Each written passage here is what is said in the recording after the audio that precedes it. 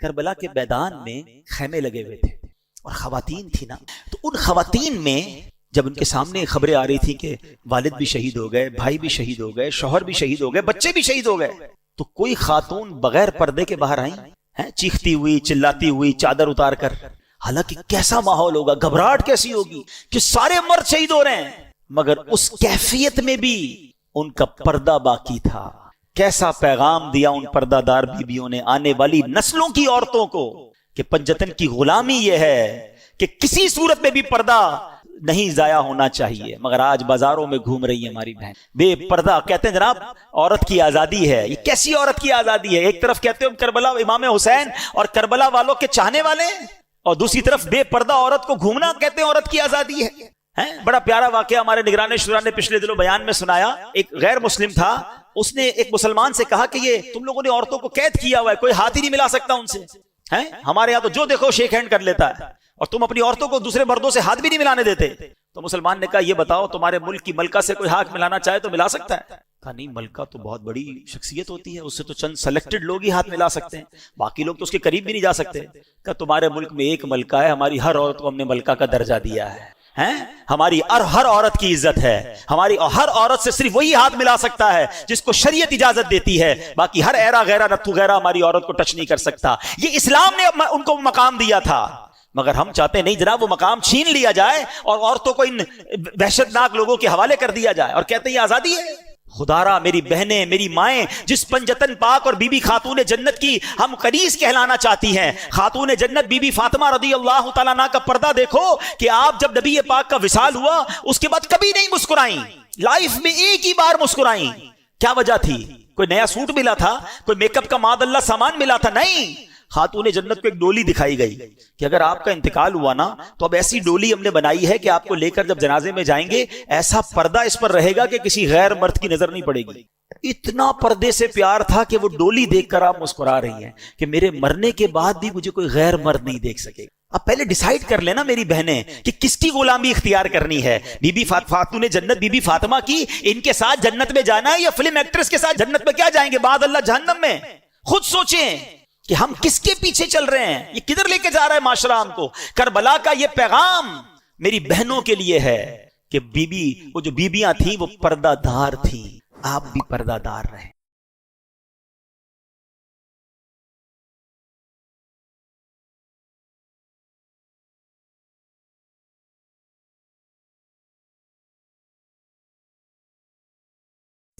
ہم آپ کے لیے حاضر ہوں گے.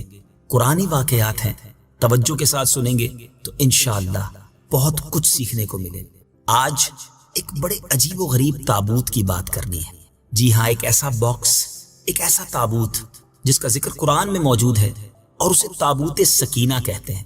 اس تابوت میں کیا ایسا تھا؟ آئیے سنیے. آپ سے گزارش ہے کہ جب بھی یہ ویڈیو کلپ آپ دیکھ پائیں تو اپنے دوست احباب کو، بلکہ ہو سکے تو اپنے گھر والوں کو جمع کر کے قرآن کے اس واقعے کو سنیے گا تاکہ قرآن کے نور سے ہم سب کے دلوں کو جلا ملے. تابوت سکینہ یہ شمشاد کی لکڑی کا ایک صندوق تھا جو حضرت آدم علیہ السلام پر نازل ہوا تھا. یہ آپ کی آخر زندگی تک آپ کے پاس ہی رہا، پھر بطور میراث یکے بعد دیگرے آپ کی اولاد کو ملتا رہا، یہاں تک کہ یہ حضرت یعقوب علیہ السلام کو ملا اور آپ کے بعد آپ کی اولاد بنی اسرائیل کے قبضے میں رہا. اور حضرت موسیٰ علیہ السلام کو مل گیا تو آپ اس میں تورات شریف اور اپنا خاص سامان رکھنے لگے. یہ بڑا ہی مقدس اور بابرکت صندوق تھا. بنی اسرائیل جب کفار کے لشکروں کی کثرت اور شوکت دیکھ کر سہم جاتے تھے، ڈر جاتے تھے اور ان کے سینوں میں دل دھڑکنے لگتے تو وہ اس صندوق کو، اس باکس کو اپنے آگے رکھ لیتے. تو اس صندوق سے ایسی رحمتوں اور برکتوں کا ظہور ہوتا تھا کہ دلوں میں سکون و اطمینان کا سامان پیدا ہو جاتا تھا. لرزتے ہوئے دل پتھر کی چٹانوں سے زیادہ مضبوط ہو جاتے تھے. اور جس قدر صندوق آگے بڑھتا تھا، آسمان سے نصر من اللہ و فتح قریب کی بشارت عظمی نازل ہوا کرتی اور فتح مبین حاصل ہو جایا کرتی تھی. جی ہاں، بنی اسرائیل میں جب کوئی اختلاف پیدا ہوتا تھا تو لوگ اسی صندوق سے فیصلہ کراتے تھے. صندوق سے فیصلے کی آواز اور فتح کی بشارت سنی جاتی تھی. بنی اسرائیل اس صندوق کو اپنے آگے رکھ کر اور اس کو وسیلہ بنا کر دعائیں مانگتے تھے تو ان کی دعائیں قبول ہوتی تھیں اور بلاؤں کی مصیبتیں اور وباؤں کی آفتیں ٹل جایا کرتی تھیں۔ الغرض یہ صندوق بنی اسرائیل کے لیے تابوت سکینہ یعنی برکت و رحمت کا خزینہ اور نصرت خداوندی کے نزول کا نہایت مقدس اور بہترین ذریعہ تھا۔ مگر جب بنی اسرائیل طرح طرح کے گناہوں میں ملوث ہو گئے اور ان لوگوں میں عصیاں کی یعنی گناہوں کی سرکشی کا دورہ ہو گیا تو ان کی بدعمالیوں کی نحوست کی وجہ سے اللہ عز و جل کی طرف سے یہ غضب نازل ہوا کہ قوم عمالقہ کے کفار نے ایک لشکر جرار کے ساتھ ان لوگوں پر حملہ کر دیا۔ ان غیر مسلموں نے بنی اسرائیل کا قتل عام کر کے ان کی بستیوں کو تاخت و تاراج کر ڈالا، عمارتوں کو توڑ پھوڑ کر تہس نہس کر ڈالا اور اس متبرک صندوق کو بھی اٹھا کر لے گئے۔ اس مقدس تبرک کو نجاستوں کے کوڑے خانے میں پھینک دیا۔ لیکن اس بے ادبی کا قوم عمالقہ پر یہ وبال پڑا کہ یہ لوگ طرح طرح کی بلاؤں اور بیماریوں کے ہجوم میں جھنجھوڑ دیے گئے۔ چنانچہ قوم عمالقہ کے 5 شہر بالکل برباد اور ویران ہو گئے، یہاں تک کہ ان بے ایمانوں کو یہ یقین ہو گیا کہ یہ صندوق رحمت کی بے ادبی کا عذاب ہم پر پڑ گیا ہے، تو ان کافروں کی آنکھیں کھل گئیں۔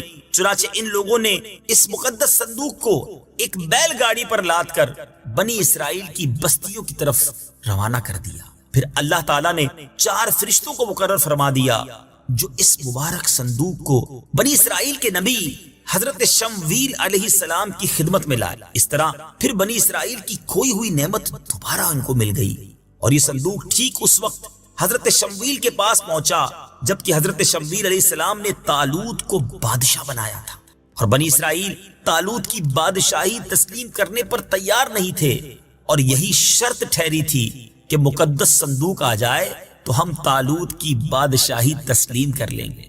چنانچہ صندوق آ گیا اور بنی اسرائیل طالوت کی بادشاہی پر رضامند ہو گئے۔ اب آپ غور کر رہے ہوں گے کہ اس تابوت سکینہ میں تھا کیا؟ اتنا مبارک، اتنی فضیلتیں بیان ہو رہی ہیں اور قرآنی واقعہ ہے۔ اب آئیے سنیے تابوت سکینہ میں کیا تھا۔ اس مقدس صندوق میں حضرت موسیٰ علیہ السلام کا عصا اور ان کی مقدس جوتیاں، اور حضرت ہارون علیہ السلام کا عمامہ، حضرت سلیمان علیہ السلام کی انگوٹھی، تورات کی تختیوں کے چند ٹکڑے، کچھ منو سلوا، اس کے علاوہ حضرت انبیاء کرام علیہ السلام کی صورتوں کے حلیے وغیرہ، یہ سب سامان اس میں تھے۔ میٹھے میٹھے اسلامی بھائیوں، آپ جاننا چاہیں گے کہ قرآن مجید فرقان حمید میں اس صندوق کا، اس تابوت سکینہ کا تذکرہ کہاں اور کیسے موجود ہے؟ چنانچہ پارہ 2 سورہ بقرہ آیت نمبر 248 میں ارشاد ہوتا ہے، وقال لهم نبيهم إن آية ملكه أن يأتيكم التابوت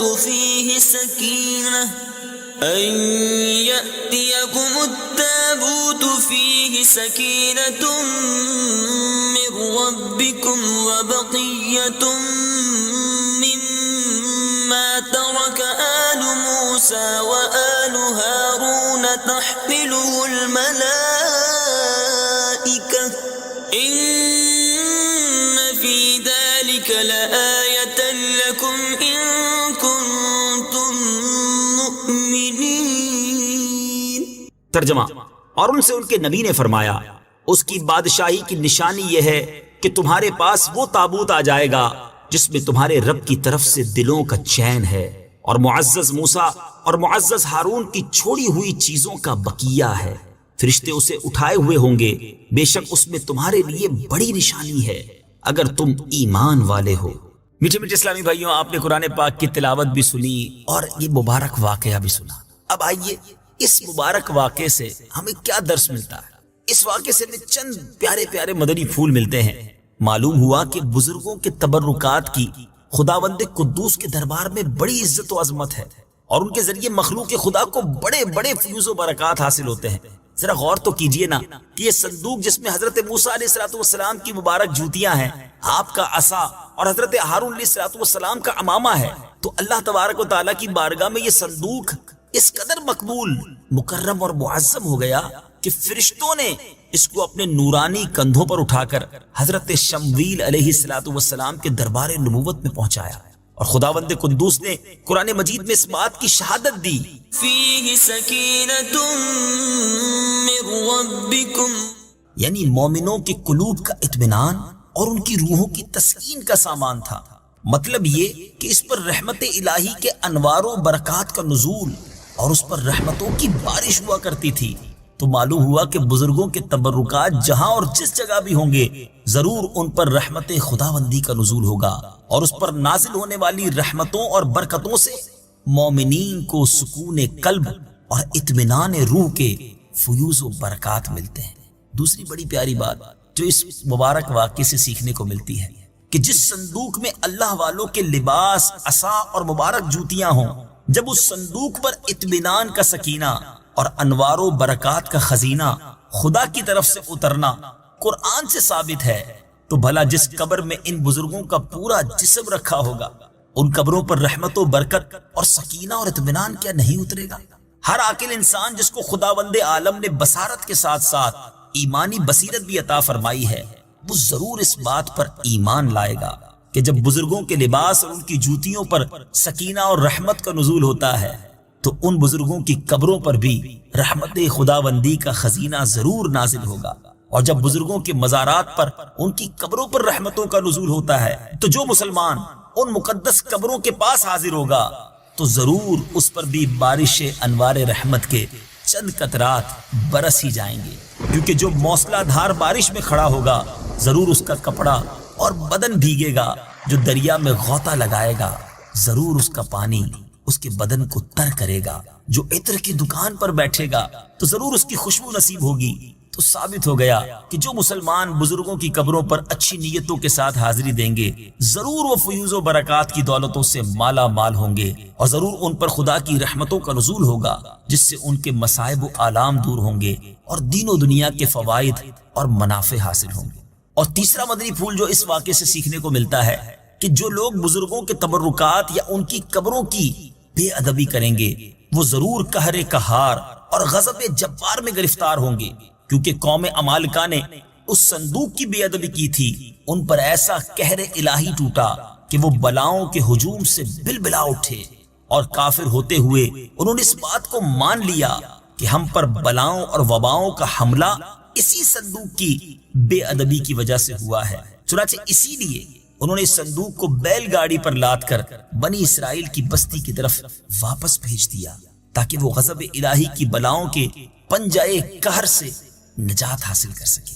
چوتھی بات، جب اس صندوق کی برکت سے بنی اسرائیل کو فتح مبین ملتی تھی تو ضرور بزرگوں کی قبروں سے بھی مومنین کی مشکلات دفع ہوں گی اور مرادیں پوری ہوں گی، کیونکہ ظاہر ہے کہ بزرگوں کے لباس سے کہیں زیادہ اثر رحمت بزرگوں کے بدن میں ہوگا. اور پانچویں بات، اس واقعے سے یہ بھی معلوم ہوا کہ جو قوم سرکشی اور عصیان کے طوفان میں پڑ کر اللہ اور رسول کی نافرمان ہو جاتی ہے اس قوم کی نعمتیں چھین لی جاتی ہیں. چنانچہ آپ نے سنا کہ جب بنی اسرائیل سرکش ہو کر خدا کے نافرمان ہو گئے اور قسم قسم کی بدکاریوں میں پڑ کر گناہوں کا بھوت ان کے سروں پر افریت بن کر سوار ہو گیا تو ان کے جرموں کی نحوستوں نے انہیں یہ برا دن دکھایا کہ صندوق سکینہ ان کے پاس سے قوم عمالقہ کے بے ایمان لوگ اٹھا کر لے گئے، اور بنی اسرائیل کئی برسوں تک اس نعمت عظما سے محروم ہو گئے.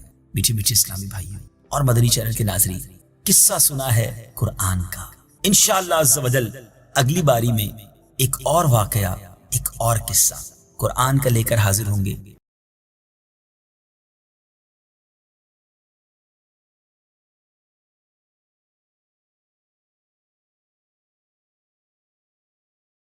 یمن میں جو کنگ ہوتے تھے ان کو طبا کہا جاتا تھا، اور جو اس زمانے کا سب سے پہلا کنگ تھا اس کو طبا اول کہتے. طبا اول بہت بڑا بادشاہ تھا، مسلمان تو تھا نہیں، ایمان تو لایا نہیں تھا، مگر طبا اول کا پلان یہ تھا کہ اس نے ایک بہت بڑا لشکر بنایا. اچھا، اس لشکر میں اس نے پلان یہ کیا کہ اس کے پاس 1,13,000 پیدل چلنے والے تھے اور 1,30,000 کے قریب گھوڑا چلانے والے، گھڑ سوار، horse rider. Try to imagine کتنا بڑا اس کا جلوس تھا، کتنا بڑا لشکر تھا. وہ اپنے پورے لشکر کو لے کر اس نے پوری دنیا کو ٹریول کرنے کا پلان کیا. اچھا، وہ جس شہر میں جاتا سارے شہر کے لوگ باہر آ جاتے، ڈر بھی جاتے، روب میں بھی آ جاتے کہ اتنا بڑا جلوس لے کر ہی آیا ہے، اس کا استقبال بھی کرتے. اور ہر شہر سے وہ 10 اسکالرز ان کے 10 علماء اپنے ساتھ لے جاتا. اتنا لانگ ٹرپ ہو گیا کہ اس کے پاس 4000 علماء ہو گئے. اب انڈرسٹینڈ کریں کہ کتنے شہروں میں وہ گیا ہوگا. 4000 علماء جمع ہو گئے. اب وہ ٹریول کرتے کرتے کرتے مکہ پاک پہنچا. اچھا مکہ جب وہ انٹر ہوا تو مکے کے لوگوں نے کوئی اس کو رسپیکٹ نہیں دی, کوئی اس کا استقبال نہیں کیا, اور کوئی جناب اس کا کوئی روب بھی نہیں پڑا. تو اس نے اپنے وزیروں کو بلایا کہ یہ کیسے لوگ ہیں, یہ شہر کیسا شہر ہے. نوبڈی کوئی استقبال بھی نہیں ہوا, کوئی ہمارا روب بھی نہیں ہے, کوئی دبدبہ بھی نہیں ہے, ٹیک کیئر بھی نہیں کیا انہوں نے. تو اس کے وزیروں نے بتایا کہ بات یہ ہے کہ یہ مکے والے جو ہے نا, ان کے پاس ایک بہت کمال کی عمارت ہے جس کو یہ کعبہ کہتے ہیں, اور یہ کعبے کا طواف کرتے ہیں. کعبے میں انہوں نے بت رکھے ہوئے ہیں. آپ کو یاد ہوگا کہ نبی پاک کی آمد سے پہلے کعبے میں تو بت تھے, تو یہ کعبے کی رسپیکٹ کرتے ہیں, باقی کسی کو گھاس واس نہیں ڈالتا. تو بات کر رہا ہوں, فروالا کنگ تھا, اتنا بڑا لشکر تھا, اس نے کہا اچھا ایسی بات ہے تو میں کعبے کو ہی گرا دیتا ہوں, کعبہ ہی ڈیمولش ہو جائے گا تو یہ کس کا طواف کریں گے, پھر یہ سب میرے پاس آ جائیں گے. اس نے ابھی پلاننگ کی, صرف سوچا, رات اس کے سر میں سیویئر پین شروع ہو گیا, خطرناک قسم کا درد سر. اس کی آنکھوں سے, اس کے کان سے اور اس کے ناک سے پانی نکلنے لگا, اور وہ اتنا بدبودار پانی تھا کہ کوئی قریب بھی نہ بیٹھ سکے. اتنا پریشان. لشکر میں ڈاکٹر بھی تھے, ڈاکٹر بلائے گئے, طبیب آئے, بڑے بڑے علاج کیے, کوئی فرق نہ پڑے. 2-3 دن نکل گئے, تکلیف ختم ہی نہ ہو. تو ایک جو ڈاکٹر تھا, جو سب سے بڑا ڈاکٹر تھا, اس نے کہا دیکھیں یہ معاملہ جو ہے نا, مجھے آپ کی بیماری کا نہیں لگ رہا, یہ کوئی آسمانی معاملہ ہے, آپ کسی عالم سے پوچھیے. تو انہوں نے اپنے لشکر میں جو سب سے بڑے عالم تھے ان کو بلایا کہ آپ چیک کریں معاملہ کیا ہے. انہوں نے کہا یہ بتاؤ کہ تم نے کوئی غلط خیال تو نہیں کیا اس شہر کے بارے میں, یہاں کے رہنے والوں کے بارے میں. اس نے کہا ہاں میں نے تو پلان کیا تھا کہ کعبہ گرا دوں گا, یہاں کے مردوں کو قتل کر دوں گا, عورتوں اور بچوں کو قیدی بنا دوں گا. تو ان عالم دین نے کہا کہ نہیں, تم نے غلط کیا, تمہیں نہیں پتا کہ یہ کعبہ کیا ہے, اس کا مالک وہ خالق ہے, وہ مالک ہے کہ اگر اس کے بارے میں, کعبے کے بارے میں نیگیٹو سوچو گے تو برباد ہو جاؤ, فوراً توبہ کر لو ورنہ تم خود ہی برباد ہو جاؤ. اچھا ایسی بات ہے. طبا نے توبہ کر لی. جیسے ہی توبہ کی تو اس کا سارا درد ختم ہو گیا, وہ فریش ہو گیا, اس کی طبیعت ٹھیک ہو گئی. تو اب اس نے دین ابراہیمی اختیار کر لیا, اللہ پر ایمان لایا. اور اس زمانے میں حضرت ابراہیم کا دین چل رہا تھا, ابھی نبی پاک تو آئے نہیں تھے. اس نے دین ابراہیمی ایکسیپٹ کیا اور اس نے اللہ پر ایمان لیا. اچھا اب وہاں سے پھر لشکر آگے چلا, اور چلتے چلتے چلتے ایک ایسی بستی میں پہنچا جہاں کھجور کے درخت تھے, بڑی خوشگوار وادی تھی, اور وہاں انہوں نے پڑاؤ ڈالا. اچھا اس لشکر میں جو علماء تھے انہوں نے اپنی کتابیں نکالی, ان کے پاس آسمانی کتابیں تھیں, وہ پڑھتے گئے اور کہنے لگے یہ تو وہی جگہ ہے جہاں ہماری کتابیں بتاتی ہیں جہاں اللہ کے آخری نبی ہجرت کر کے آئے ہیں. یعنی اس کا مطلب وہ ڈھونڈتے ڈھونڈتے آج کے مدینے میں پہنچ گئے, جس کو آج ہم مدینہ کہتے ہیں نا, یہ وہاں پہنچ گئے تھے. تو 400 علماء نے کہا کہ بھائی ہم تو یہ جگہ چھوڑ کے نہیں جائیں گے, پتہ نہیں کب نبی پاک آ جائیں, اب ہم نے یہی ٹھہرنا ہے. اگر طبا رہنے دے گا تو ٹھیک ہے, بے شک ہماری بوٹی بوٹی کر دے, ہم نے یہ شہر چھوڑ کے نہیں جانا. اطلاع طبا کو بھی مل گئی. طبا نے بلایا علماء کو کہ کیا مسئلہ ہے. تو کہا دیکھیں حضرت ہم نے اپنی کتابوں میں پڑھا ہے, ہمارا حساب کتاب بتاتا ہے کہ اللہ کے آخری نبی اسی بستی میں آئے, ہم اس بستی کو چھوڑ کے نہیں جائیں گے, ہم ان کے خادم بن کر رہیں گے, ان کے امتی بنیں گے, ان پر ایمان لائیں گے. اچھا طبا بھی 2-4 دن پہلے ہی یا کچھ دنوں پہلے ہی مکے کی تعظیم سمجھ چکا تھا, اللہ پر ایمان لا چکا تھا. تو اس نے کہا اچھا ایسی بات ہے تو میں بھی رک جاتا ہوں. اس نے کیا کیا, 400 علماء کے لیے 400 گھر بنائے, ان 400 علماء کی شادیاں کروائیں, ان کو خوب مال و دولت بھی دیا. 1 سال طبا خود بھی وہیں رہا. 1 سال کے بعد دیکھا کہ نبی پاک تو نہیں آئے. تو اب طبا نے ایک کمال کا خط لکھا, سنیے گا پیارے اسلامی, یہ دنیا کا انوکھا خط ہے کہ اس کے لیے لکھا جا رہا ہے جو بھی دنیا میں آئے نہیں ہیں. اور کس عشق والی زبان میں طبا بادشاہ نے وہ خط لکھا. اس نے لکھا کہ اس اللہ کے نام سے شروع جو عالمین کا رب ہے, میں جناب رسول اللہ صلی اللہ علیہ وسلم کی بارگاہ میں طبا اول حمیری سلام پیش کرتا ہوں, اور میں آقا علیہ الصلوۃ والسلام کی بارگاہ میں عرض کرتا ہوں کہ حضور اگر میں نے آپ کا زمانہ پا لیا تو میں آپ کی خدمت کروں گا, آپ پر ایمان لاؤں گا, آپ کی سنت پر عمل کروں گا, جو آپ کتاب لے کر آئیں گے میں اس پر بھی عمل کروں گا. اور حضور اگر میں پھر بھی آپ کا زمانہ نہ پا سکوں تو مجھے اپنی غلامی میں قبول فرمائیے, اور قیامت کے دن میری شفاعت فرمائیے گا, مجھے بھول نہ جائیے گا. بڑا کمال کا عشق والا اس نے خط لکھا, اس خط کو اس نے سیل کیا, گولڈن اسٹیمپ لگا. اچھا ایک اور مکان بنایا اس نے, اور جو اس وقت کے سب سے بڑے عالم تھے ان کو وہ لیٹر بھی دیا, اور کہا جب آپ نبی پاک سے اگر آپ کی ملاقات ہو جائے تو میرا خط انہیں دیجیے گا, یہ مکان بھی انہیں گفٹ کر دیجیے گا, اور اگر نہ ہو تو آپ اپنے بچے کو کہیے گا, آپ کا انتقال ہونے لگے تو اس کو یہ لیٹر دیجیے گا, اس کو کہیے گا وہ اپنی اولاد کو دے, تاکہ کسی طرح یہ خط جناب آخری نبی صلی اللہ علیہ وسلم تک پہنچ جائے. یہ کیسا عشق ہے. اب ذرا سنیے گا, طبا اول حمیری کا بعد میں وہ مدینے سے آگے گیا اور جا کے اس کا انتقال ہو گیا. آفٹر 1000 years, 1000 سال بعد 12 ربیع الاول والے دن مکہ مکرمہ میں نبی پاک کی ولادت ہوئی, آقا کی تشریف آوری ہوتی ہے. نبی پاک 53 سال مکے میں گزارتے ہیں, اور اس دوران حضرت مصعب بن عمیر صحابی رسول ہیں، ان کو پیارے آقا مدینے بھیجتے ہیں کہ وہاں جا کے اسلام کی دعوت دو۔ مدینے میں تو فوراً اسلام پھیلنا شروع ہو گیا۔ علماء کہتے ہیں جو اتنی تیزی سے اسلام مدینے میں پھیلا نا، اس کی بڑی وجہ یہ تھی جو یہ انصار صحابہ تھے نا، مدینے والوں کو کیا کہتے ہیں؟ انصار۔ مکے والوں کو کیا کہتے ہیں؟ مہاجرین۔ تو جو انصار تھے نا، یہ سارے انہی 400 علماء کی اولاد میں سے تھے۔ They were waiting from last 1000 years for رسول پاک علیہ الصلوۃ والسلام۔ یہ تو 1000 سال سے انتظار کر رہے تھے۔ جیسے ہی حضرت مصعب بن عمیر پہنچے، دیگر مبلغین پہنچے، اللہ کے رسول کی باتیں بتائیں، اسلام کی باتیں بتائیں، دھڑا دھڑ لوگ اسلام قبول کرنے لگ گئے۔ اچھا، اب قبیلے کے لوگ بیٹھے کہ آخری نبی تو آ گئے ہیں مکے میں، ہمارے پاس ایک لیٹر ہے، اب وہ پہنچانا ہے انہیں۔ انہوں نے مشورہ کر کے، ایک صحابی تھے، ان کا نام تھا حضرت ابو لیلہ انصاری رضی اللہ عنہ، ان کو کہا کہ آپ جائیے، جا کے مکے میں نبی پاک کو یہ خط دے کر آئیے۔ ان صحابی نے ٹریول کیا۔ جب وہ ٹریول کر کے جانے لگے تو ان کو کسی نے بتایا کہ نبی پاک مکے سے پہلے ایک وادی میں بیٹھے صحابہ کرام کے ساتھ جلوہ فرما۔ اچھا، انہوں نے نبی پاک کو نہیں دیکھا، نبی پاک نے انہیں نہیں دیکھا، سوشل میڈیا کا زمانہ تو تھا نہیں نا، کسی طریقے سے دیکھ لیتے۔ اچھا، یہ گئے اس دربار میں، جیسے ہی داخل ہوئے کمرے میں، نبی پاک صحابہ کے ساتھ بیٹھے ہیں، وہ کمرے میں داخل ہوئے، پیارے آقا فرماتے ہیں انت ابو لیلہ، تم ابو لیلہ؟ وہ شاک ہو گئے کہ میرا نام کیسے ان کو پتہ چل گیا؟ جی یا رسول اللہ، میرا نام ہی ابو لیلہ ہے۔ فرمایا تمہارے پاس میری ایک امانت ہوگی، مجھے وہ خط دے دو۔ ایک بار اور حیران ہو گئے کہ رسول اللہ صلی اللہ علیہ وسلم کو نے بتایا نہیں، پہلے ان کو بتایا۔ نبی پاک نے وہ خط لیا، سیدنا ابو بکر صدیق کو وہ خط دیا اور کہا ابو بکر پڑھو۔ اب بھرے دربار میں وہ عشق والا خط پڑھا گیا ہے، طبع اول حمیری کا وہ عشق کی جو لیٹر تھا وہ پڑھ کر سنایا گیا کہ حضور میں آپ کا امتی، میں آپ کا غلام، مجھے قیامت کے دن بھولیے گا نہیں، اگر آپ کا زمانہ پایا تو آپ کی خدمت کروں گا، زمانہ نہ پا سکا تو پھر بھی میں آپ کا غلام ہوں۔ اللہ اکبر۔ نبی پاک نے خط سنا نا، پتہ کیا فرمایا؟ مرحبا اخ الصالح، مرحبا اخ الصالح، میرے نیک بھائی کو مرحبا ہو، نیک بھائی کو مرحبا ہو۔ امیر پیارے آقا علیہ السلام نے اس بادشاہ کو نیک بھائی کہہ کر پکارا۔ اچھا، اب ابو لیلہ انصاری تو حیران پریشان، نبی پاک پر کلمہ پڑھا، مسلمان ہوئے کہ ان کو مجھ سے پہلے پتا ہے کہ یہ میرے دل میں کیا ہے اور میں کیا لے کر آیا ہوں۔ واپس گئے، اپنے شہر والوں کو بتایا کہ بھائی میں تو ان سے مل کر آیا ہوں، تو غیب کی خبریں دیتے ہیں۔ اچھا، بہرحال اب نبی پاک نے مکے سے مدینے سفر اختیار کیا۔ اچھا، مدینے والوں کو انتظار تو بڑا تھا کہ پیارے آقا مدینے آئیں گے۔ اچھا، نارملی 7 days کا ٹریول ہوتا تھا، اگر مکے سے کوئی اونٹوں پر یا گھوڑوں پر نکلتا تھا نا، it's take almost 7 days to travel. اب آج کل تو ہم 4 گھنٹے میں پہنچ جاتے ہیں، بڑے اچھے روڈ بن گئے۔ اب نبی پاک جب روانہ ہوئے تو وہ نیوز مل گئی مدینے والوں کو، لیکن آپ کو پتا ہے کہ وہ ہجرت کا سفر ایب نارمل سفر تھا، نارمل سفر نہیں تھا، بڑے پرابلمز تھے، بڑے ہرڈلز تھے۔ 3 دن 3 راتیں تو نبی پاک کو غار ثور میں رہنا پڑا، راستے میں مکے کے لوگ انٹرسیپٹ کرنے پہنچے ہوئے تھے۔ تو اب مدینے والے سمجھ رہے تھے کہ 7ویں دن نبی پاک آ جائیں گے، وہ ڈیلی مدینے کے گیٹ پہ جا کے کھڑے ہو جاتے کہ نبی پاک آ جائیں گے، صبح جاتے ویٹ کرتے، دوپہر ہوتی تو واپس آ جاتے، اگلے دن پھر صبح جا کے کھڑے ہو جاتے، روز استقبال کی تیاریاں ہیں۔ اچھا، آپ کو معلوم ہے نبی پاک علیہ السلام کس دن مدینے میں داخل ہوئے؟ کافی دن لگے، مگر سرور کائنات صلی اللہ تعالی علیہ وسلم جس دن مدینہ منورہ میں صحابہ کے جھرمٹ میں داخل ہوئے نا، وہ دن 12 ربیع الاول کا دن تھا۔ ہاں، وہ دن بھی برتھ ڈے آف رسول پاک علیہ السلام تھا۔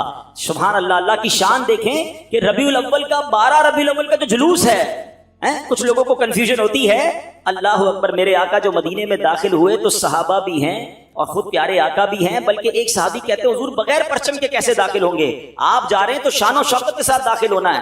اپنا امامہ اتارا، تلوار پہ لگایا، اسے پرچم بنایا، اور جب مدینے میں داخل ہوئے تو ہر طرف سے صدائیں ہیں مرحبا یا رسول اللہ۔ بچیاں تیار ہو کر آئی ہیں، بچے تیار ہو کر آئے ہیں۔ عرب کے لوگوں کا دستور تھا جب کوئی بڑا ایونٹ ہوتا تھا وہ اپنا مخصوص لباس پہنتے تھے، اپنی تلواریں لگاتے تھے، بلکہ اب بھی اگر آپ دیکھیں ان کے تہواروں میں ان کے لباس الگ ہوتے ہیں، وہ سب اپنے اس لیول کے لباس پہن کر کھڑے تھے کیونکہ آج ان کے لیے عید کا دن تھا۔ اور سبحان اللہ، اس وقت بنو نجار کی بچیوں نے سرور کائنات صلی اللہ تعالی علیہ وسلم کا جو استقبال کیا، جس نغمے کو گنگنا کر، جس نعت کو پڑھ کر انہوں نے استقبال کیا، آج بھی مکے مدینے چلے جائیں، کیسٹ کی دکانوں پر جائیں، بلکہ دنیا کے کسی کونے میں جائیں، یہ نعت عربی ہو، عجمی ہو، افریقن ہو یا امریکن ہو، سرکار کی یہ نعت دنیا بھر میں پڑھی جاتی ہے۔ اور وہ ان بچیوں نے یہ نعت پڑھی تھی جو آج سیرت کی کتابوں میں بھی لکھی ہیں۔ اور انہوں نے استقبال کیسے کیا تھا، وہ الفاظ کیا تھے؟ وہ الفاظ تھے طلع البدر علينا من ثنيات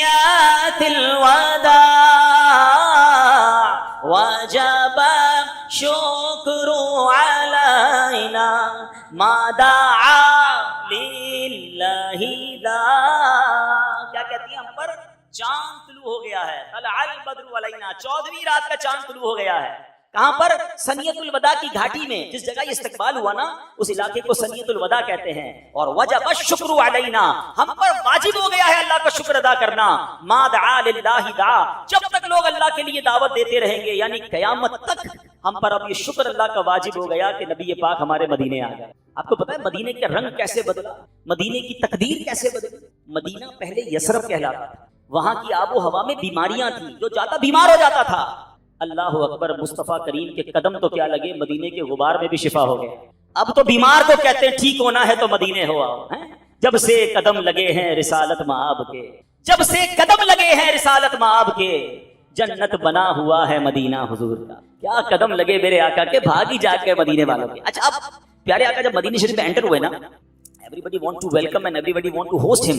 ہر بندہ چاہ رہا تھا کہ نبی پاک ہمارے گھر آ جائیں، کیونکہ اشتیاق بہت تھا، تڑپ بہت تھی. تو نبی پاک نے فرمایا کہ میری جو اونٹنی ہے نا یہ اللہ کے حکم سے بندھی ہوئی ہے، یہ جدھر جا کے رکے گی ادھر جا کر ہی میں نے رہنا ہے. اچھا ذرا تصور کیجئے، امیجن کیجئے کہ وہ اونٹنی مدینے کی گلیوں میں گھوم رہی ہوگی اور ہر صحابی یہ امیجن کر رہا ہو کاش میرے دروازے پر رک جائے، کاش میرے دروازے پر رک جائے. مگر بھاگ کس کے جاگے؟ سیدنا ابو ایوب انصاری رضی اللہ تعالیٰ عنہ، کہ وہ اونٹنی جو ہے ان کے دروازے پر جا کے رکی. اچھا ایک اور امیزنگ بات شاید بہت ساروں کو پہلی بار پتا چلے گی، حضرت ابو ایوب انصاری رضی اللہ تعالیٰ کا ایک لقب ہے، ہم سب کہتے ہیں میزبان رسول، ٹھیک ہے نا. لیکن شاید لوگوں کو نہیں پتا کہ حضرت ابو ایوب انصاری اسی عالم دین کی اولاد سے ہیں کہ جن کو طبہ اول نے لیٹر دیا تھا، جو سب سے بڑے عالم تھے نا، یہ انہی کی اولاد میں سے ہیں. اور حضرت ابو ایوب انصاری اسی گھر میں رہتے تھے جو گھر طبہ نے نبیبان زمانہ ہے، جو رب دو عالم کا محبوب ہے.